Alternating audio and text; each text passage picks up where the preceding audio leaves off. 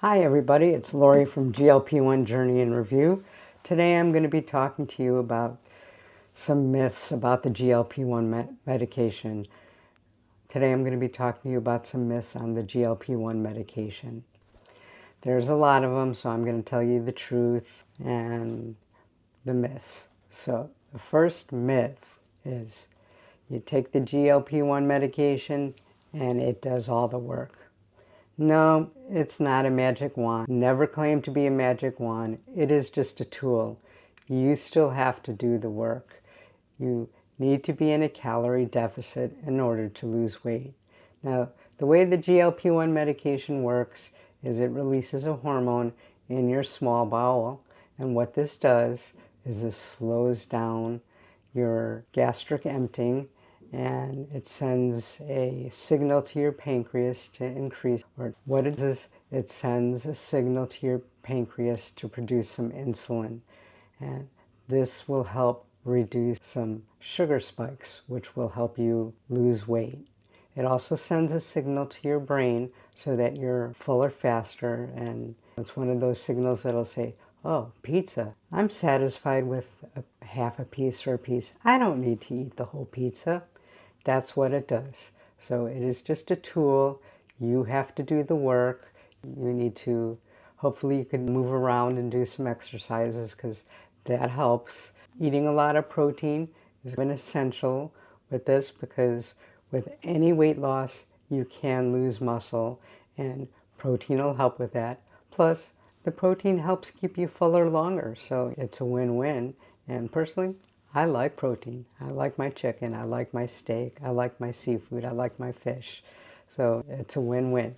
Another myth, the GLP-1 medication makes you not even want to eat. Well, that's a myth. It does have appetite suppression, but it doesn't make you not want to eat. You still have to eat, and you have to try to have nutrient-dense foods because if you're not eating as much, you need to make sure that you get your nutrients. It's also not a bad idea to be taking a daily vitamin to help this. And you're still going to eat. I still eat. Again, I try to concentrate on proteins, try to keep my carbs a little bit lower, and make sure that they're good carbs. I still have fat, but I try to make sure it's a good fat, like avocado, that type of stuff, nuts. You just eat smaller portions of everything. That's the point of the appetite suppression. We still want you to enjoy your favorite foods because this is a new lifestyle, and if you can't have your favorite foods, it's not going to be sustainable. Moderation is the key, and when you do eat your foods that you don't think necessarily are going to help you with weight loss, such as pizza or ice cream, just have small amounts. And again, that little signal to the brain, that's going to help with that. Again, this is a tool. You could out-eat all those signals and stuff like that, but this lets you do it a little bit easier. So that's how this works. And eat your foods. Eat some of your favorite foods. Moderation. Keep the food nutrient dense. Water's going to help you a bit with your appetite suppression.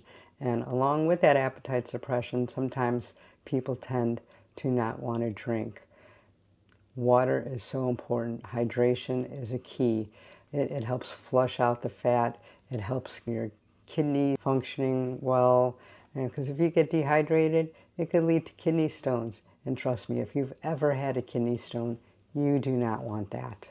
You're not going to just eat salads and raw vegetables. Who would want that? Who could sustain a healthy lifestyle on eating nothing like that? I'm sure there are a few people, but the majority of people, not. So again, a well-balanced and nutrient-dense diet. As far as my proteins, I try to eat a lot of seafood. The reason why I do this is because I tend to eat pretty late because of my hours at work. And it's a little bit easier to digest. And since the food stays in your stomach longer, I want it easier to digest and a little bit lighter. On days that I could eat a little bit earlier, I enjoy a nice steak. I try to keep to the lower fat cuts like filet mignon and so forth. But once in a while, I will have a fattier steak.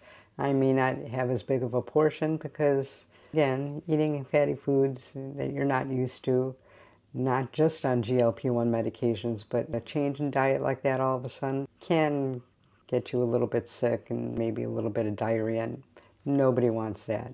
Again, everything is moderation. And if I do enjoy some raw vegetables, I like them with a dip. I've learned to have them with some hummus or something a little bit healthier now. They do make a nice crunchy snack while you're watching TV. I don't eat them all the time, but I enjoy it once in a while. All diets are not raw vegetables and salads all the time. As we see from diets that we've tried in the past, it didn't work, or we wouldn't be here today watching this channel on how GLP-1 medication help you lose weight. Another myth, and there's actually a little bit of partial truth to this, is that the higher the dose, the better it works. Well, technically that is true, but you need to start on a lower dose because you need to get your body used to it. And lower doses work. When I first started, the standard was 2.5 for the first month, then 5. At least this is on tirzepatide for the next month. I probably wish I would have stayed on 2.5 another month, but that's besides the point because I was losing really well. Now I stayed on 5 milligrams for about 4 months because it was working. Why would I go up? The highest that I ever did was 12.5, and I only did that once. And I was literally forcing myself to eat and drink because I'm like, no, this isn't for me. I'll go back down to the 10, and I was happy with that. So technically 10 is the highest that I went. If a medication is working, that strength is good for you, why move up? There's only a certain amount that you could go up to, and then there is no more. Now, with some people, when you're at a plateau and you've tried everything, making sure that you're in a calorie deficit, moving around, change things around. I have videos on all those tips on how to break a stall and so forth. But if you've done all that and it is still not working, then you could discuss with your healthcare provider moving up. That may be the answer. Some people, it doesn't even start working till they're on their second or third dose. I've been lucky, and a lot of people I know that are lucky, it starts working right away. And it also depends on how much you have to lose and what you actually put into it. Because I know some people that take it and just figure, oh, I'm just going to keep eating everything the way that I was, just smaller portions.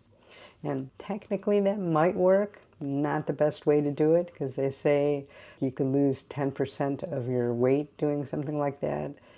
But that could take 14, 16 months.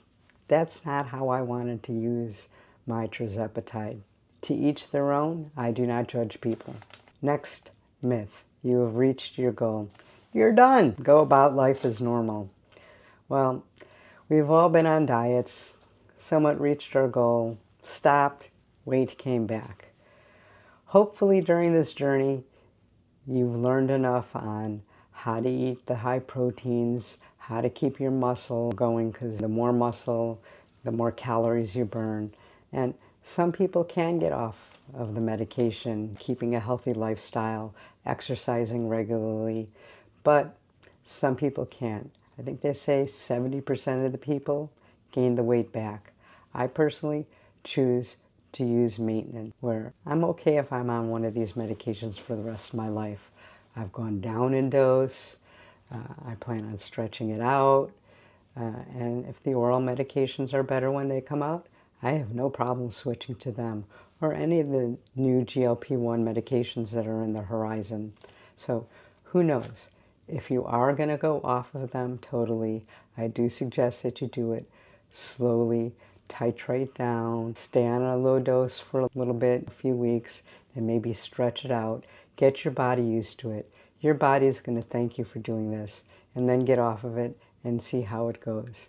And don't be hard on yourself if you gain some weight back, because it's a journey. You're going to go up and down. And don't be ashamed of yourself if you have to go back on it. Again, they've worked, and obviously we have a GLP-1 deficiency, or we wouldn't be taking the medication and it wouldn't be working so good.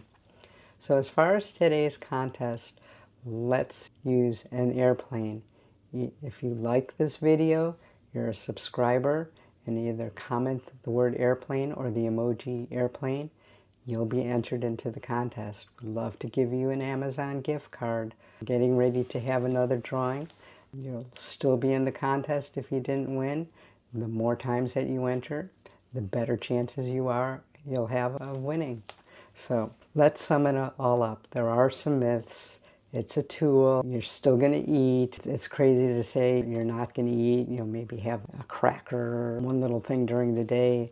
That's insane. Nobody could sustain that without getting sick. Higher the dose, the better it works. Somewhat true, but you don't want to start off at a high dose. You're going to get yourself sick. And we went over all the other myths. And tell me what you think in the comments and enter the contest.